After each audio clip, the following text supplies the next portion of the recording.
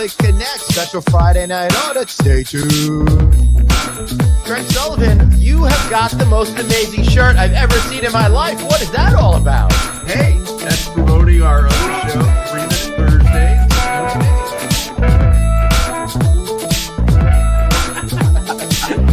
Holy shit, dude.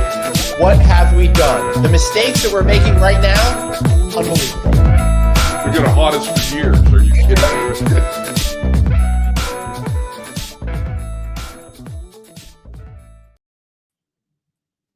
Oh my God, what do we got here? What is this? We're finally doing that Pulp Fiction reunion? You got to get rid of that opening. Craig, your wiser words you said there at the end is going to be haunting us for years. All right, let's make a promise. For the first show of the new year, we'll have some new stuff, and maybe I'll even know what time it is. But until then, I'm freaking clueless about what time it is, dude. That's your first question? What time it is? Yeah.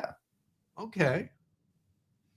Live from New York and California, from the Friday Night Audit Studios, it's the Audit!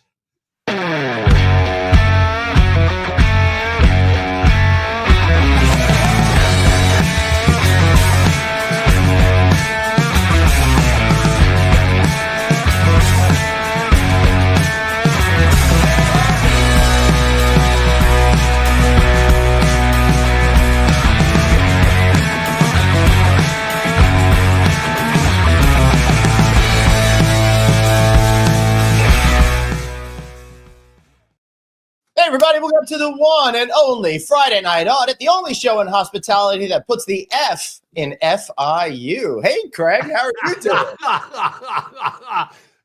Wait. There you You're go. still there, though. All right. How are you, buddy? I'm doing great, brother. It's Holy my crap. favorite day of the week. It's I didn't even Friday the realize it was Friday the 13th, 13th until just now. That is like how Wow. completely out of it I am. That's good because I should have worn my. I forgot to wear. I should have worn my, my camp shirt from Crystal Lake today. I usually wear what? that. On Why Friday don't the you go get it? We'll wait for you. Yeah, that's a real. Suzanne knows I can see what's going on backstage. That's for sure. Greg, I'm so excited because we're getting into that holiday season, and we got a guest that we haven't had on the show before. To me, that's always a very, very, very special moment for me. So, who do we got this week? What's going on? Not one, but we've got 2 doctors. Oh my God! So we may really, truly get schooled. Okay. Really? But we've got Dr. Lisa Cain. Hi, everyone. There she is. Yay! Dr. Suzanne. Breaking news, though. Suzanne, it looks like apparently is fleeing the country. Suzanne, what have you done? And are you going to admit to it here on air tonight? I don't think I can admit to it because the souls that are on board this vessel with me right now might be tainted if I admit what I'm actually doing. Uh-oh. I think she's making a run for the border. I don't know. I'm concerned that maybe she hasn't packed enough snacks for all of the kids on this trip, and that'd be a big crime, in my opinion. Who said they were kids? Nobody said they were kids. They're all adults. That's sure. Lisa, it's great to see you. Thank you so much for joining us here on Friday Night Audit. We didn't mean the crime committer down there to take away attention from you. How are you this evening? I'm doing really well. I'm so excited to be here. This is so much fun. I am in the holiday spirit, even though it's Friday the 13th, and I wear my ugly FIU sweater. Nice. Love it. Hey. I think it's nice sweater. Actually, I don't know how ugly that. I mean, it's a little bit much. You don't think? Like this is. I think it's great. Maybe a little bit much. Maybe it's one of those sweaters that work in short doses, but the longer the evening goes on, the more I'll all the things that attracted me to it will make me hate it in the long run. You might find other patterns or hidden images in the. Yeah, like Craig's second marriage. That's what I was just talking about. That's the problem. The reason there won't be a number 3. Yeah. Glenn likes it so much, it's because he really would wear it normally, and so that's why he's not finding it FIU fun-tastic. Yeah, that is true. All right, Suzanne, I had to turn you up a little bit there. Sorry if anyone listening thought she was a little bit low. So, Craig, we need to do something very important, which is this.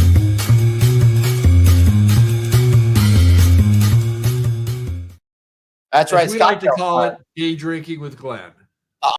Well, speak for yourself. It's freaking pitch black out here. It's 5 o'clock in the evening. So depressing. Lisa, this is the time of year where, like, I said I was sad and depressed before we went on, half joking, but I really think I have seasonal affective disorder. As soon as it gets dark here, 4:30, 5 o'clock, I get so tired, so depressed, and want to have a drink and go to bed, But how are you? You can keep you don't have to mute your mic. Don't you worry about that. This one down there on the bus has to worry about that. Okay. You're assuming I don't have stray people coming into this office. Oh, yeah, it's a good point. All right, so Lisa, are you doing for a cocktail this evening? Do you have any sort of beverage tonight? I actually full disclosure, it's only 2 o'clock here, but it is 5 o'clock somewhere. This very nice. I was thinking like a vodka soda because it's easy and nice. Everybody can make it. Only enjoy if you're of legal age and you're in a safe space to do so. I got to tell you something. Vodka soda, you hit me right here. Very special place. I used to be my Vegas drink used to be Maker's Mark and ginger ale, right? Because the ginger would keep me a little bit hydrated. I keep going and stuff like that. But as I got older, it's kind of turned against me, and I discovered our friend Vodka Soda. That is the #1 Vegas drink for me right now. I love my Casamigos. Don't get me wrong, people, but can't have too many. You have the vodka sodas. It's a nice light drink, give a little bit of pep without taking you down. So great choice. I can do that. Cheers. Suzanne's got to probably be, This is really not fair. I have to drink water out of a bottle, and I'm probably that's what you're saying. That need the alcohol the most right I know. So, Glenn, you know how it's always summertime at Aloha Craig's, no matter what time of year it is. But I figured a vodka cranberry would be both refreshing and festive for the holidays. That's good because you really get the best of best. You get a little bit of buzz, and it promotes good urinary tract movement. So that's really important too. Lisa, hey, 2 in the morning, that's not a problem. You got to be focused. I had that 3 in the morning. Jesus. Yeah, getting older is a lot of fun. Let me tell you, Lisa.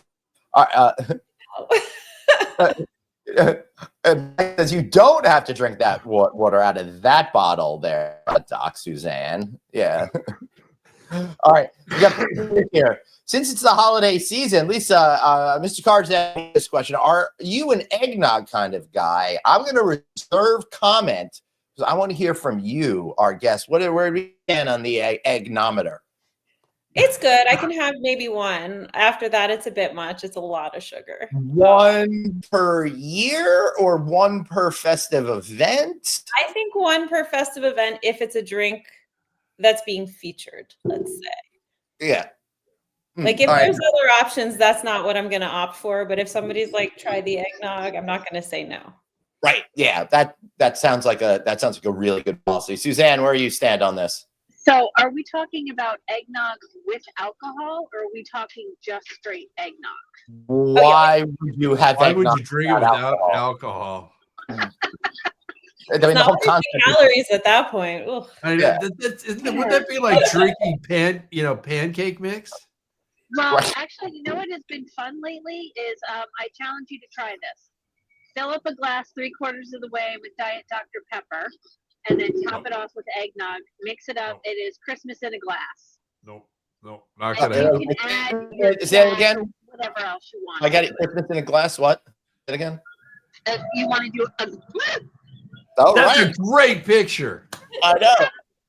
Well, apparently I hit a bump. Sorry. Yeah. You're gonna take a glass My career. the way full with Dr. Pepper, and then you're gonna top it off with eggnog.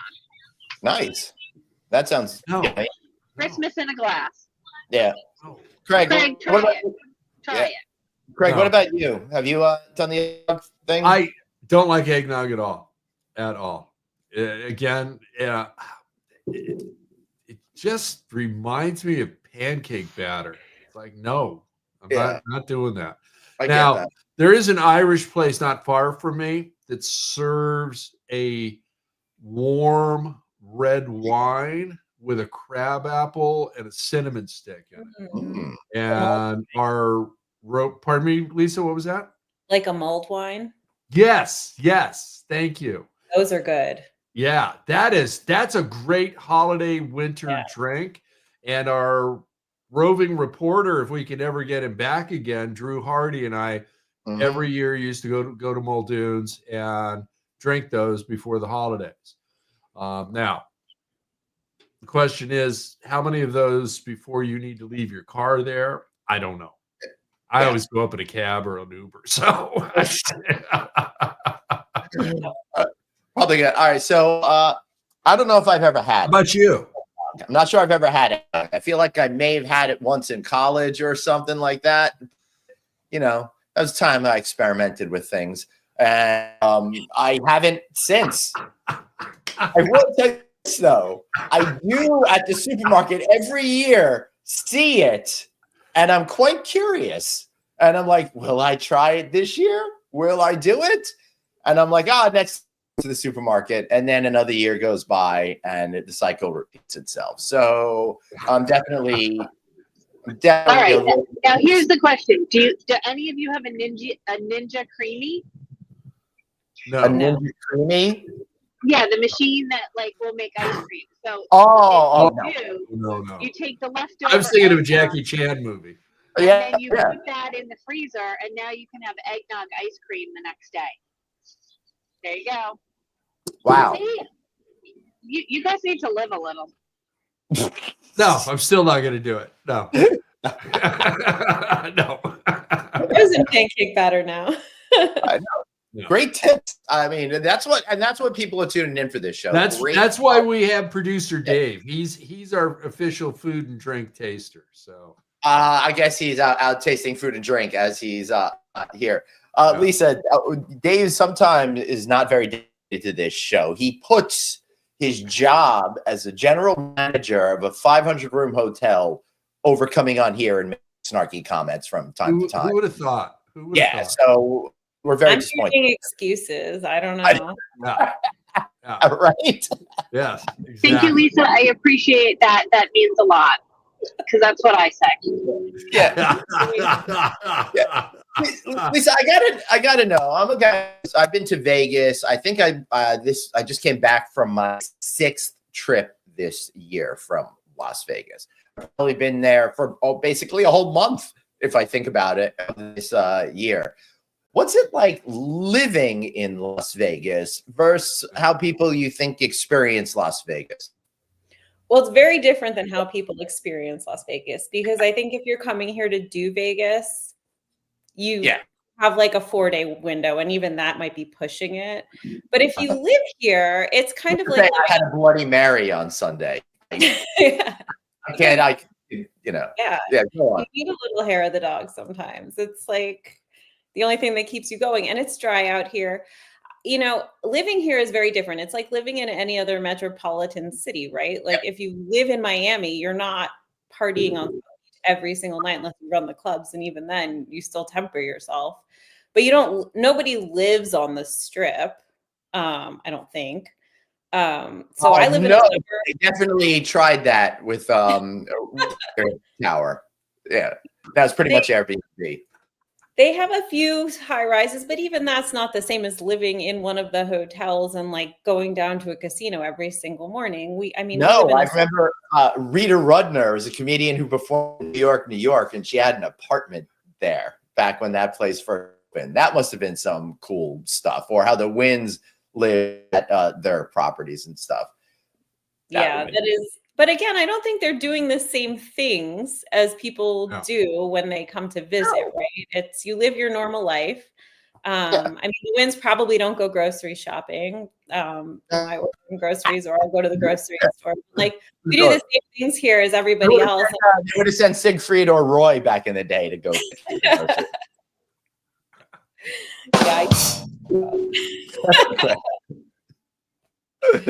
It's a really nice place to live. The weather's great 90% of the time. And then, you know, there's specifically in July when it was 119. That was delightful. July and August are rough. September's a little iffy too, but the rest of the year, I mean, it's like 55 out. It's sunny. It's gorgeous right now. Last week when I was there, it was freezing. Beautiful. No, it was beautiful. I just my normal sweatshirt on and pants. Like I could just walk outside all night and feel really, really comfortable. When I was in town, when it was 119 degrees, I went from Resorts World to Fashion Show Mall, 1 block, still a 10-minute walk because that's how blocks work. But I was like near death. I needed to sit down and then go hydrate from that 1 block walk. You know, I do know. Lisa, is that first year of living there the make it or break it year?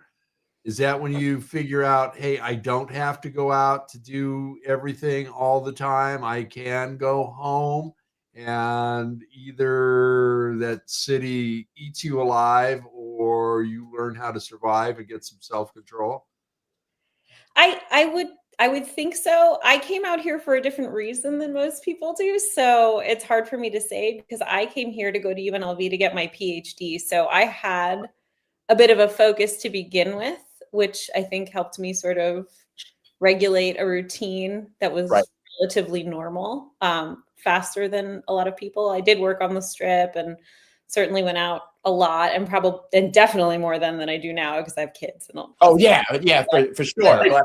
I'm sure there was a time when you knew industry night in all the different locations. That was fun. Yeah. So you and Eric Jacobs, I mean, there's quite an alumni association coming out of UNLV in the hotel space. Right. Absolutely. Oh boy. No. Coming at you straight from the bowels of New Jersey.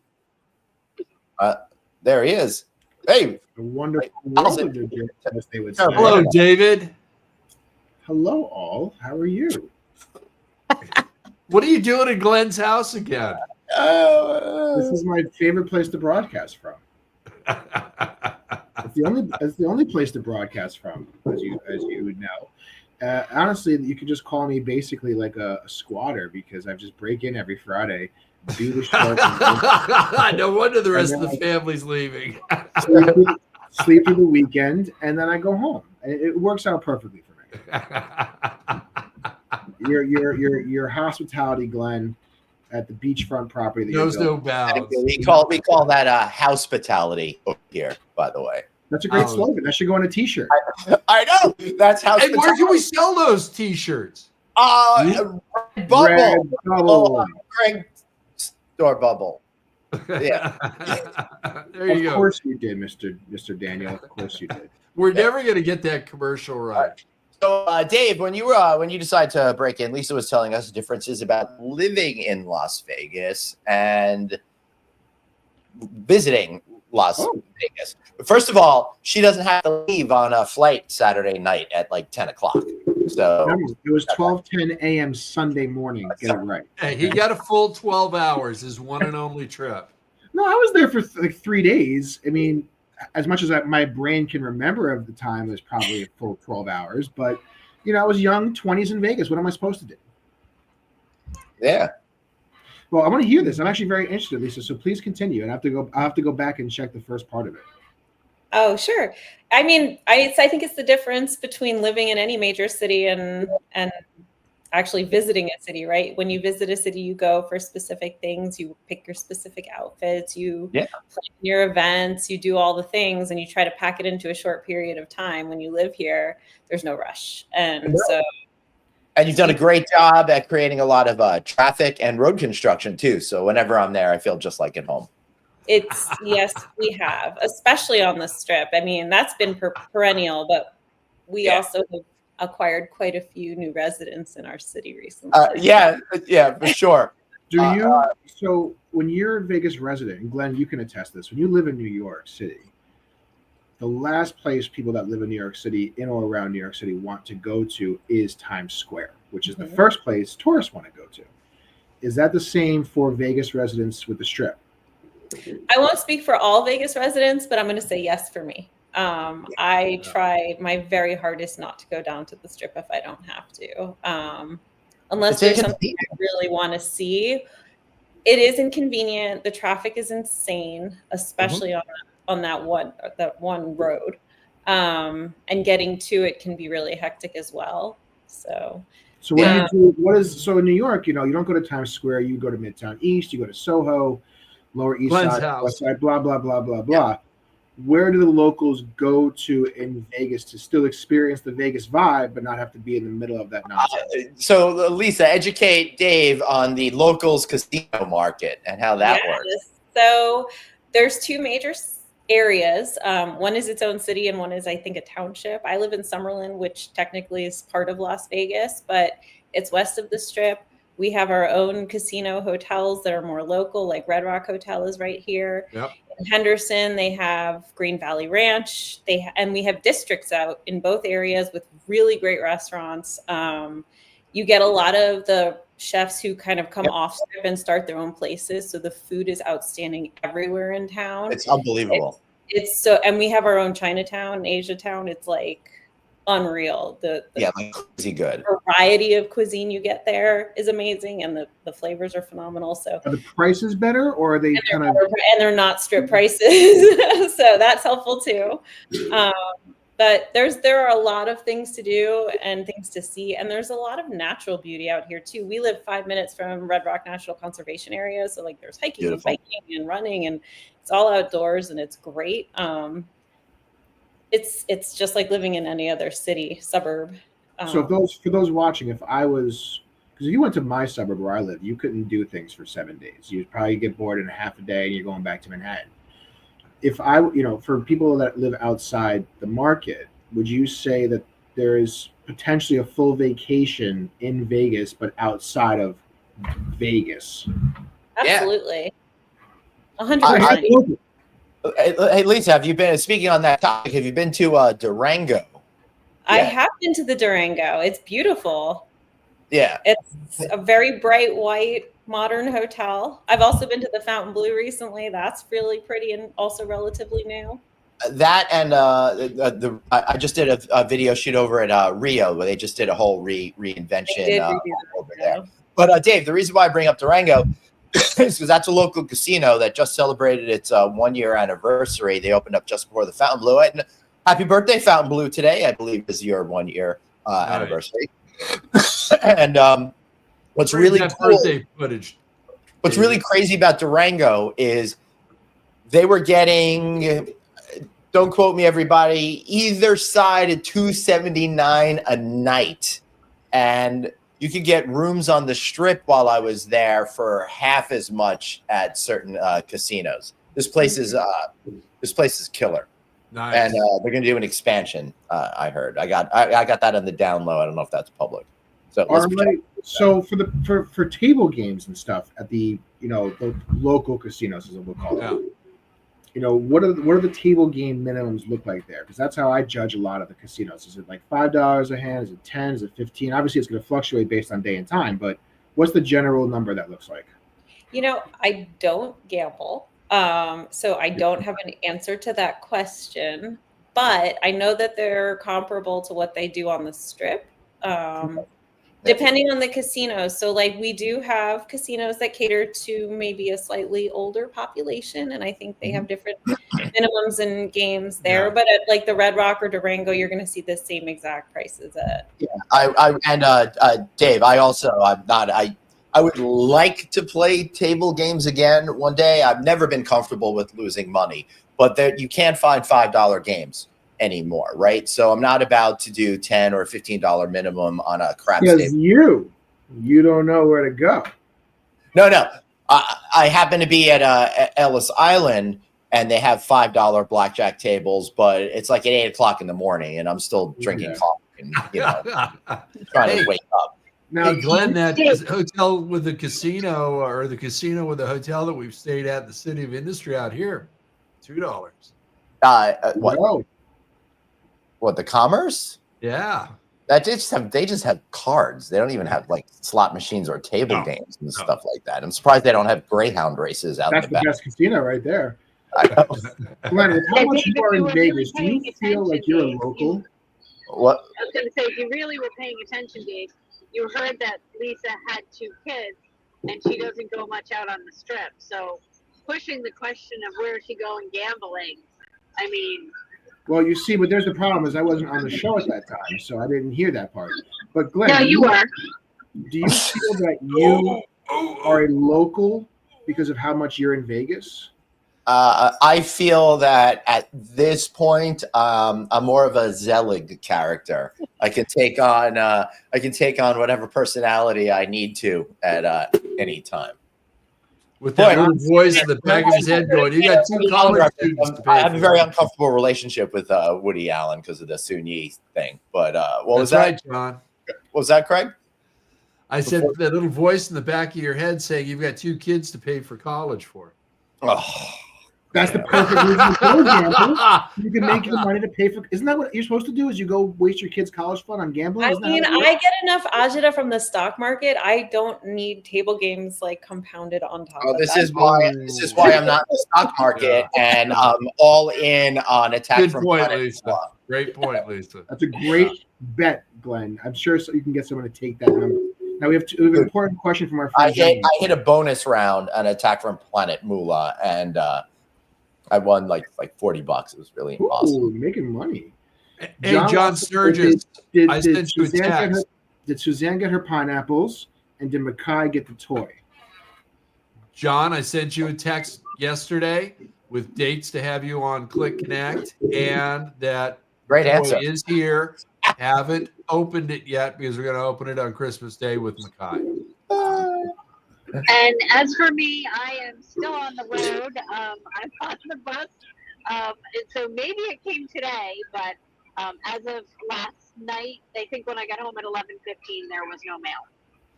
But Glenn has been playing with the cat. All right, there's your answer, John. We have immediate responses. Craig, I lost Craig. What? What? Huh?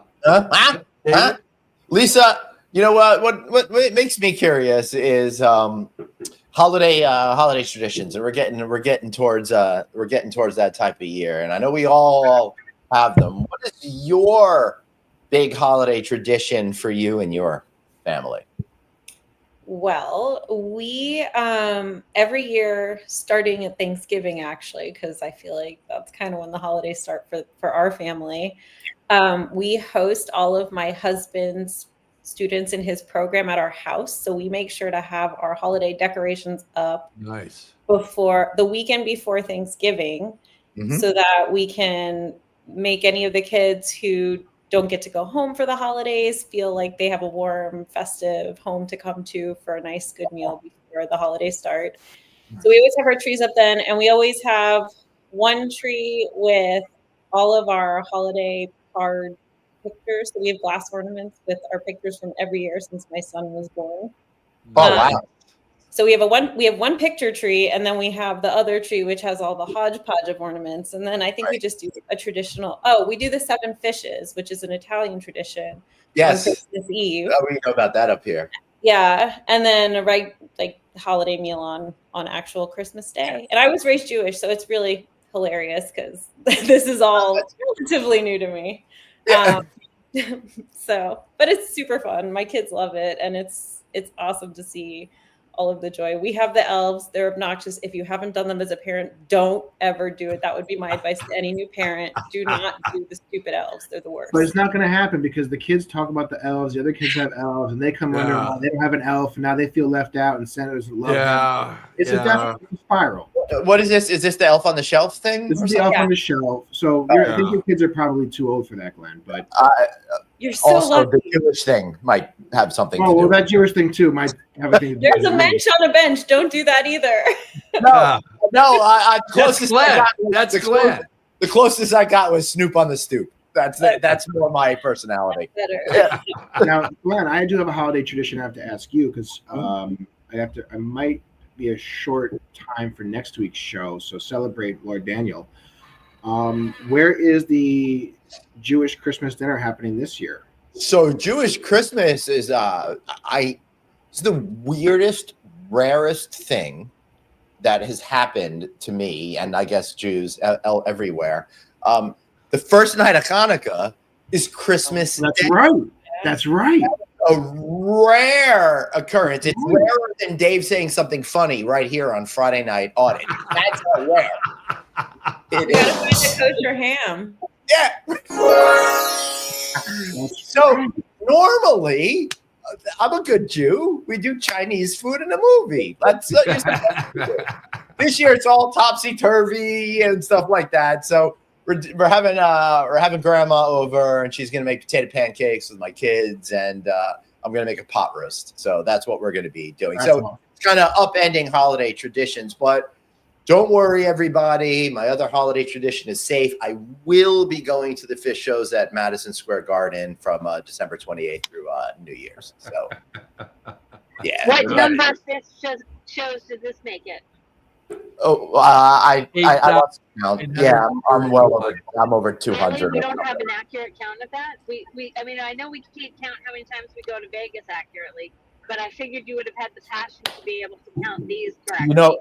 All right, so Suzanne, you're onto something because there are websites out there that you could do a show tally and click off all of them. It'll give you all the stats and tell you which songs you saw at which shows and all that kind of stuff. But wild, he's too lazy. Issues, and I can't. So you also the state of mind that people at fish shows are in during the fish shows is not one of remembering and tracking specific numbers. See, Lisa, this is where you hear continued excuses from this team. So just get used to it, and then they excuse the other person for it. I don't know. Because I got your back, Glenn. I got your back. Thank you. I'm not defending either one of you, so Now, Lisa, you mentioned Christmas, obviously holiday season. I've had every Christmas I think I've ever had in New York, which is prototypical holiday period, cold, snow, all of the things. Well, maybe not anymore, but what is it like having Christmas and winter in a warm weather climate? Is it different at all? How does that kind of change? Yeah, so I grew up in Miami, and it is different. And people do decorate palm trees. So, what do you celebrate? A less humid Christmas? Is that your kind of theme? Yeah. Hey, yeah. No, I think the traditions are the same. It's just how you're dressed is different. It's not like anybody's going outside and building a snowman. It does snow every once. Well, if they are, they're snorting it here. Oh, Lisa, you're so right. I remember that time when it snowed and there was like a and the airport was paralyzed and they couldn't do anything. They had to wait until like 1 o'clock when it melted. Yeah. So it does snow out here every once in a blue moon. If we really want to play in the snow, if you drive 50 minutes to Mount Charleston, we go downhill skiing. The kids get snowboard. You have a whole winter wonderland there, and then you get to come home. And sometimes we can even just jump in the pool or the hot tub. It's great. So that's funny. Yeah. Skiing and then jump in the pool. That's lovely. We've done that, and it's awesome. I highly recommend it. What's the temperature difference typically between where you live and Mount Charleston? In the summertime, it's about 30 degrees. In the wintertime, probably about the same, maybe a little bit more, 40 degrees. So, wow. How high is the elevation of that? 12,000 feet above sea level. 12,000 square feet. That's a great bank. It'd be a nice house. No, 12,000 feet above sea level. Sorry. Interesting. All right, that sounds like a. So I will tell you, we just had snow at our Christmas parade last weekend. And so it's a big deal. When you do snow and you do quotes, it makes everyone think you guys. I want to start over. So, really, that's what's coming out at you in terms of soapy, chunky bubbles that come out. But that was the first parade that I've been at in these last 4 years where you actually had that effect at a parade. It's kind of fun. David's gone. Did you do that, Glenn? No. Somebody called him. All right, I did set it up for somebody to call him just to get him off. He was starting to like this guy. What's he doing? over here. So, Craig, what's your big holiday tradition, man? You know, since my grandson was born, I order new ornaments every year for the tree with everybody's name on it. So they're handmade. It's not something that's mass produced. Some of them are glass, some of them are porcelain, and some are wood. Yeah. And so everybody gets a new one. So my grandson Chase, you know, he's 8, so we've been doing this for 8 years. Mackay, my golden retriever, has been here for 3 years now. I've won her back. She's my Christmas puppy and white English cream golden retriever. And she's got her own ornaments as well. My son has got his. So we get together a couple of days before Christmas. Mary, my housekeeper, and I have already got the tree decorated with the exception of the personalized decorations for that year. Then we put those on after a family dinner. And everybody gets to open up one gift, and then everything else is saved for Christmas Day. So that's what we do. And typically, I don't want to cook, so I'll have it catered. Now, if it's 70 or above, right, very good chance I'll throw something on the barbecue. Yeah. I mean, I'll drive my neighbors crazy if it's that temperature or above, because I'll be doing bacon and eggs and everything on the barbecue. Good. You should. Yeah. So that whole bacon smell just wafting around the neighborhood. They're all coming out. Craigie, it's kind of the same question from Lisa. What is it like in Christmas time in Balboa and the surrounding areas? Well, there's a Santa feels that we have no seasons in California, where actually we have more. Okay, we do have spring, summer, fall, winter. They're very mild. Okay, and summers can be hot, but and Glenn's heard this before. We have earthquake season, we have fire season, we have award season. Okay. Now, personally, I hate award season. Everybody and their brother's in California, and they've taken it over. So it's like, no, get out, go away, go to New York and do that. Go to Glenn's house. Hey, yeah, you know, I've got Craig, you got this beautiful Christmas tradition of, having all of the ornaments and stuff like that. I do the same thing, but I put a picture of the best rack of ribs I cooked every year. Nice. Yeah. I love it. That could be an ornament we sell on Redbubble at the Aloha Craig store. This year's rib edition. This year's ribs. I can't wait. I sent Dave. I don't want to get ahead of myself, but it might be more popular than bring up some of those shirts, David. Yeah.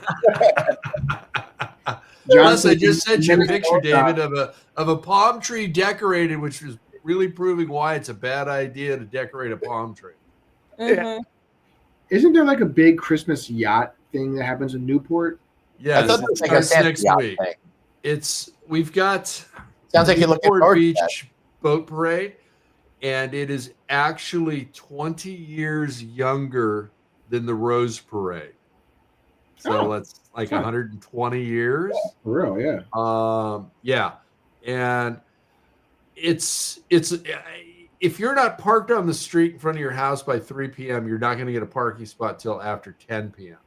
Which is a mess. So I'll go out in the morning that entire week, and then I'm back by noon at the absolute latest. Yeah, you gotta prepare and either order in or have all your groceries and stuff, and just like stocking up on Corona must be exhausting having a plan. You have that Corona and having a convertible, but it makes it easy because I put the top down and I just keep loading it in the back seat. So, Does our good friend, and I won't mention his name for privacy, but does our good friend with a boat partake in that event? No. The city is asking him. Too big for it. Well, true. That's the whole thing. They want him to lead the parade, and it's a full week commitment. Now, that one time we were out on that boat for 90 minutes doing the harbor cruise, that was over $10,000 in fuel. Yeah. Not including the crew. Yeah. I can imagine. Yeah. Okay. Now, the rich and infamous down here, this is how they do their community service time. They'll bring in kids from the inner city once they've decorated the boat. The rowing, that sounds really inappropriate. Yeah, doesn't it though? So Glenn, you said, and I'll bet you know what direction they voted too. Oh, goodness gracious, Craig. Glenn, I will bring us back to FNA style and tell you why I know about the Newport Boat Fair or whatever you want to call it. Yeah.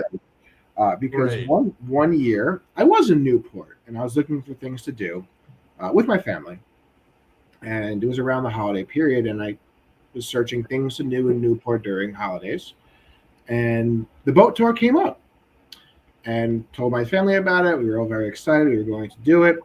We were getting ready. We were getting dressed. We were on the way over, and as I'm looking for exactly where to park. I was looking for exactly where to park and to see the best things of, on this Newport Boat Show. I see, it was in Newport, California. We were in Newport, Rhode Island. Newport, Rhode Island. So lucky for us, our hotel was in Newport. It didn't cost us a lot. We went down and just got some dinner. It worked out perfectly fine. But the boat show was about 4,000 miles away. Lisa, you get a lot of boat shows down in Las Vegas. Not so many. Sorry, Lisa, you get a lot of shit shows down in Las Vegas. Tons. All of those shows. They're all here every day. When I was able to stay up past 10 p.m., it was amazing because you be in the casino at 1 or 2 a.m. and dumb people, and it's just amazing. No. I'm always amazed by the outfits that people choose to purchase and then wear in public here. That I consider that a personal attack. So for the one who has only been in Vegas once, describe some of them. Oh my goodness! I don't know if she feels comfortable with that. Before you describe them, do you really think they bought those outfits when they were sober? I do. I think it's one of these so our slogan for years, it's not this anymore, but it's like what happens in Vegas stays in Vegas, right? So people adopt the best slogan of all time. Facebook killed it, right? Like social media killed it because now it doesn't stay here. It's everywhere. Closed circuit television killed it first. But Craig has seen the little room in the back more than once. But I think that people adopt alternate personas when they come here. They take on this different personality and they become who they think they want to be, this wild and crazy different person when they come here. I mean, I worked in a fine dining restaurant and people exhibited behavior in that restaurant that you would never do in a fine dining restaurant at $150 a head at home. But in Vegas, everything goes. So it's America's license to act poorly. It really is. And they charge you for it. You pay for that license. You do. Hey, nobody rides for free. Ask Glenn. Listen, I remember in Vegas, we ended up at some bar early, our first full day there. It was outside bar, and it was right kind of in the middle of the strip, and there was this $40 drink. Carnival bar? The carnival bar? I couldn't tell you what it was. I really don't know. And I was sober. I was completely sober. But they had this drink that they were selling for $40, and it was, the red Solo cups? Yeah. It was 3 red Solo cups of tequila poured in. It was one of those fat bottom ones with big skinny neck. So the entire bottom part was tequila. Right. And they filled the skinny part up with the mixer and stuff. So it's basically just tequila with a dash of whatever was mixed in. And my buddy got it, and he drank about half of it. Right. And could not drink anymore. Oh my God. Gave it to my friend who we were also with, who drank the second half of it, and he got completely wrecked and wasted on that single drink. You think? And it doesn't help that it's super dry here. So in addition to that alcohol doing what it normally does, now you have to factor in you're already dehydrated most likely. Yeah. And you will continue. It wasn't even hot yet. Yeah, I can't even imagine when it's 110 degrees but out it's there. Still dry out. Like if you look at humidity, even when it's not high, you're really dehydrated here. I don't want to brag, but look how dry my knuckles still are from being there last week. Like I had nice soft skin. I get to Vegas and like everything, all of a sudden I'm like 90-year-old hands. It's horrible. Well, that's because you're 89. Yeah. Dude, but I only look 87. You just had your birthday. Yeah. So, Lisa, as a local person, serious question. You know, we just talked about a lot of alcohol, a lot of heat, not a lot of moisture. Mm-hmm. We don't hear these stories on a national scale, but is there a lot of instances or times where people are getting sick, getting hurt, God forbid, dying because of how much alcohol is being consumed plus the heat? Yes. I mean, I think they downplay it here and they don't necessarily market it, but the hotels have also like made money off of other services that help combat that. So like a lot of the hotels, and there are ambulance services now that like are IV bars basically where they come and you know, you get a saline bag and you're good to go. A little B12 shot, you're on to the next day. All good. Now, how big of a I think it's got the possibility of being a huge cash play in Vegas are B12, IV bags, oxygen. Mm-hmm. Now, I remember when oxygen was being introduced in Vegas to help combat the hangover symptoms. But it's just like, and that was before they had those little counters with the colored water where they were doing the oxygen. Before you had to go down to the spa, they put you in a private room, hook up a face mask or a nose piece to you, and you'd sit in there for 20 minutes for $100, and not that I've done that more than once, but you knew the process a little too well. Yeah. You heard that? What, me? Tropicana has the IV place in Atlantic City. I've seen it there. And, I've never done any of that kind of stuff, but I did. Either, but I've seen it. I don't think I'd let somebody I don't know, other than I mean, my medical professionals I've known for a long time. Mm-hmm. They're the only ones that can jab me with needles. I don't think I'm going to go into someplace in a casino and have some schmuck that No, it's not the casino. It's in a van out behind the casino. Well, down in the spa. They'll come up to your room, and they have like medi spas in the hotels now where you can go down and get these services. Yeah. So, Lisa, I did one time years and years ago. I did that oxygen thing for shits and giggles. Still not sure if that worked, but I knew I did not need to do that again. No, I think the IV bag is like a real legitimate. I'm not saying that's not. There's science behind that. I'm not sure. That having X% more of oxygen, which who knows if they're even pumping in pure oxygen. They might just be like moving regular air, because that would make it a lot cheaper for them. And then everyone away thinking it was great. What's that, Dave? I said, what you really should just do is go see the Nitrous Mafia, and they'll take good care of you. That is true. Yeah, that is true. It looks like Craig is doing some big business here. He's closing a deal or something. No, I'm sending David a message. I obviously I don't use that particular tool in StreamYard a lot. No, I want to. Typically, our producers know what direction I want to go to without me having to send them a cue. Yeah, it looks like it got dark in South Florida. Dan is getting a very show. Okay. Listen, it is 10 minutes to 6 at this point. You are pitch black. I got to experience sunset on this drive home. That is really beautiful. Hey, sun's shining here. It would have made me tear up too. But you get like an extra hour of sunlight than we do. Yeah, but I will tell you, when we left at like 5:45 this morning. Oh my God. Yes, it was a long day. It was pitch black, and we got to watch the sun go up. So yeah. To be fair, though, Suzanne got to sleep so much last night. I think you get home at midnight last night. So you had 11:15. I got home last night, and I had left the house at 4:30 in the morning to go to Miami and back. Oh my God! It's the journey of my life. Yeah, I don't know how you do. I mean, The only reason I've ever known what 5 a.m. looks like is because I was coming home, not going out. That's how long it takes. It took Lisa to get to the strip during the F1 race. Not even try. But Craig, you're forgetting Yes, something. like normally I get up at 3:50 in the morning in order to leave by 4:30 to get down to work for my 3 hours. So I couldn't do that. It's a fun time period. You're a much better person than I am, Dr. Producer Suzanne. I could never do that. We already knew. Yeah, but the audience may have. Other news, guys, the sky is blue. Well, I was going to say, you know what's really cool about it is the sky when I leave is blue. Literally still black and the stars are out. That's what I find fun, at least where I live, because I'm in the woods. It takes me so far to get where I need to go.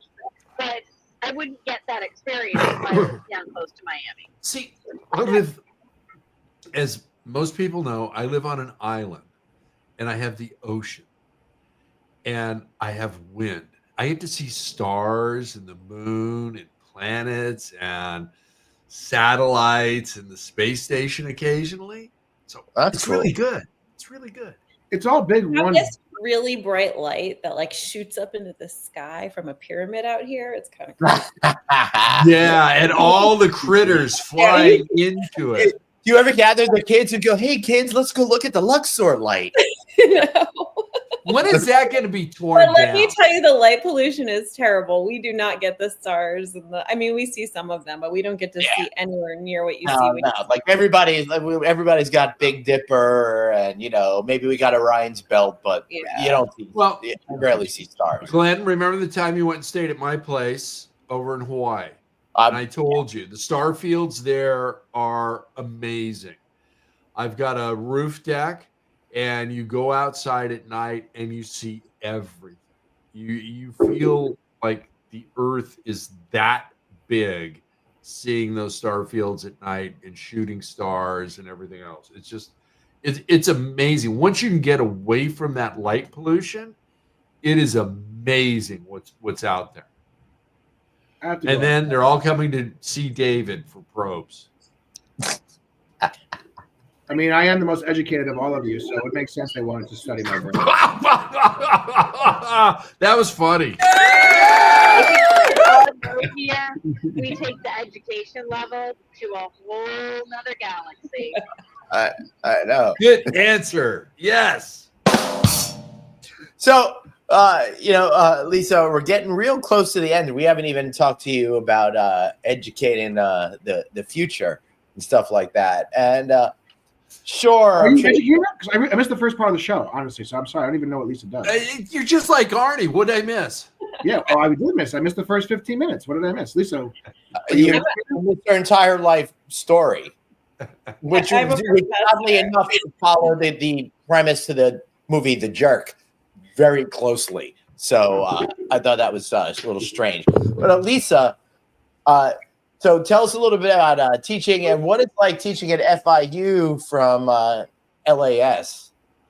Oh, well, I don't think it's very different from teaching anywhere else online. I'm a college professor, by the way, Dave. I work at FIU. And I teach in the hospitality school. It's kind of the best one. Wait, show this. She can show the sweater. Show the sweater. This is my ugly holiday sweater from FIU. I love that. It's awesome. It's super ugly, and I love it. But I really enjoy teaching online, and we have incredible students. I teach in the Executive Master's program at FIU, so I get to work with really engaged, high-level individuals in our industry, and I also teach at the undergraduate level and get to prepare our future workforce.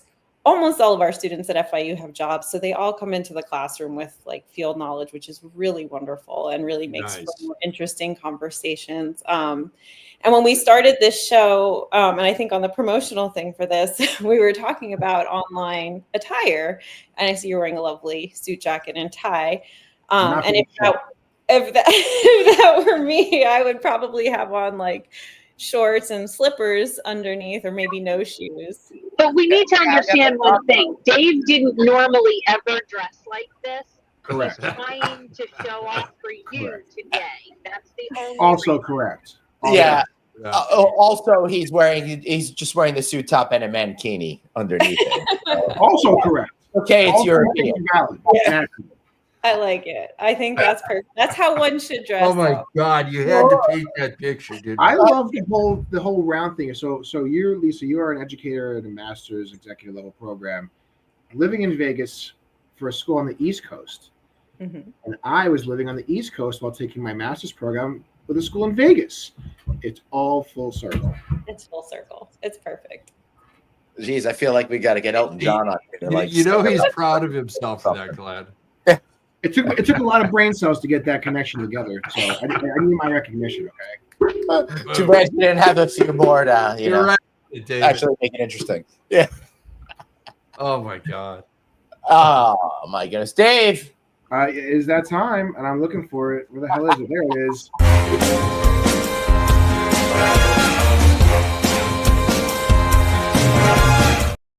Record, I knew Dave was doing that. Time for the best moment of the show. Welcome to Palooza. Reason why you tuned in. The moment where we get to plug whatever we like. Dr. Lisa, what are you plugging? FIU, go Panthers. Hey! There you go. Why should we go to FIU? Because I'm thinking about giving up this podcast and bullshit and maybe being serious for once in my life. Well, you could just come to FIU and teach a class. You could really fill in and, guest lecture on how to put together a really good hospitality podcast. But I'm really concerned that the students are gonna give me the FIU minus the I. So how do I handle that emotionally?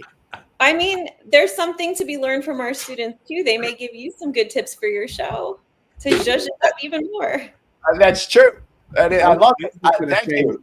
I was just going to say that, Lisa, you are a very clearly esteemed educated professional. Suzanne is in that same light, very esteemed educated professional. Bringing Glenn on board to that roster, that faculty will bring everything right downhill. Yeah. Tuition rates, enrollment rates, graduation rates. The second Glenn walks in, they're just going to tank about 30%. That's your boy, Glenn. That's your boy. I would totally recommend ignoring everything Dave said because it's true. Yeah. David, who's your I'm dad? trying to help you guys out. I'm just doing my part to help out the school. Who's your daddy, Glenn? Whoever's going to give me a next content deal, that's who. Suzanne, what you got anything to plug tonight? She's doing Gary Owens. Maybe I-95 because you get to spend so much time on it. This is like the first trip I've honestly taken in almost a year where I haven't had to drive the 6 hours in one day. So Nice. this is like a really important for me, even though I'm all over the place. For those of you looking for happiness, I've got a Chief Happiness Officer program starting in February, and soon to be hot off the press, a hotel real estate leadership certification, 2025 edition, featured in the Caribbean and Latin America. So reach out to me if you need help. If anyone understood what she said, because her sound is horrible, let me. You. That's what she said. You. Yeah. All right. Dave. Just as a holiday gift to my good friend Craig, I'm going to take my time and play something he just will never get enough of. Yeah, but Glenn, we winterize you every year. I mean, as soon as all the chemicals are put in the pool, we put you in there and you stop aging. Yes. The first Friday Night Audit spit take. Now we need Suzanne's spit take. Well, I will say the reason I did not play hers was to protect her. I didn't want to have that up in front of her again, her esteemed colleague. Yeah, but we got to remember when people do a spit take, you got to take out the heading under their name because unfortunately Suzanne got protected because there's so much on her screen. I know the fact that What happened? that we can see the light over her head is rare. Normally she's in the shadows now when she's on the show, just trying to protect her identity. Yeah. There we go. The shadow. That's it. I'm done. Yeah. Thank God, Greg. Hey, guess what, Glenn? Guess what? That's what. No. March 5th March 5th and 6th, 2025, the 8th Annual California Lodging Investment Conference. Everybody on this screen is going to be there. That's a lie. Everybody. Don't lie to the people. Don't lie. Oh, that's right. You don't lie. Can't make it. I will not I'm be sorry, David. I will be. I'll be sending my wishes from afar. And Suzanne are going to be on a panel. Well, Suzanne, he heard you were going to be there. It, so. Well, that's good because I didn't want him there. Yeah, I have this thing called work, so can't make it. Again, Glenn gave you a raise, David, so I don't know what's going on here. My I think 50% raise of $0 really goes a long way in supporting. It does. It does. Hey, it's always about trickle down economics, David. Lisa, Suzanne and I both have jobs. We're going to be there. Yeah, Dave. Yep, and we're going to be on stage. I had a snippy comeback for that, but I don't want to say it, so I'll save that one for off air. I'll save that one for an off-air statement. Craig, I'm a little lost because I was just checking out CLIconnect.com.